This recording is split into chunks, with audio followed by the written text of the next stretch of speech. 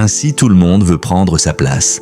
Joël, victime d'un règlement de compte, Cyril Ferraud en embuscade. Joël essaiera de garder sa place dans le fauteuil rouge de Tout le monde veut prendre sa place ce mardi 20 mai 2025 sur l'antenne de France 2. La veille, il a dû s'expliquer avec un de ses proches après l'avoir accusé à tort. Joël, récemment menacé par une ex-championne du jeu, a donc tenté de garder son fauteuil dans l'émission Tout le monde veut prendre sa place aux côtés de Cyril Ferraud. L'ancien conducteur de train, originaire du Pays Basque et des Landes, a vu 6 nouveaux adversaires vouloir lui piquer son trône ce lundi 19 mai 2025 à la mi-journée sur l'antenne de France 2.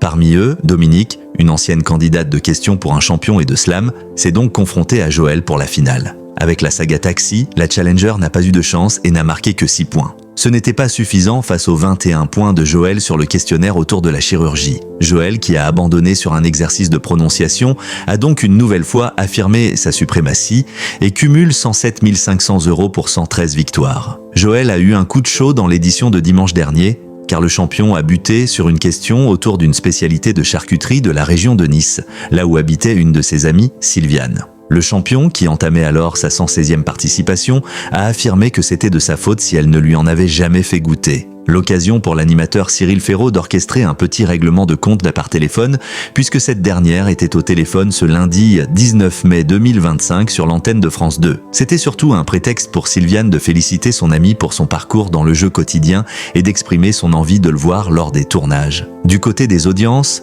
le jeu a réuni 1,56 million de personnes ce lundi 19 mai 2025 sur l'antenne de France. 2 entre 11h55 et 12h48, soit 20,7% de part de marché auprès des 4 ans et plus. Par rapport à la semaine passée, le rendez-vous quotidien produit par Effervescence et Cyril Prod a perdu un point de part de marché. Sur un an, en revanche, la progression reste nette avec une hausse de 2,7 points de part d'audience. Sur les cibles, Cyril Ferraud reste toujours en embuscade face aux 12 coups de midi sur TF1. L'émission a réuni 12,9% des femmes responsables des achats de moins de 50 ans et 12,9% sur les 25,49 ans. La chaîne publique a ainsi été la deuxième chaîne nationale sur les cibles privilégiées des annonceurs. Tout le monde veut prendre sa place est à retrouver quotidiennement à 11h55 sur France 2.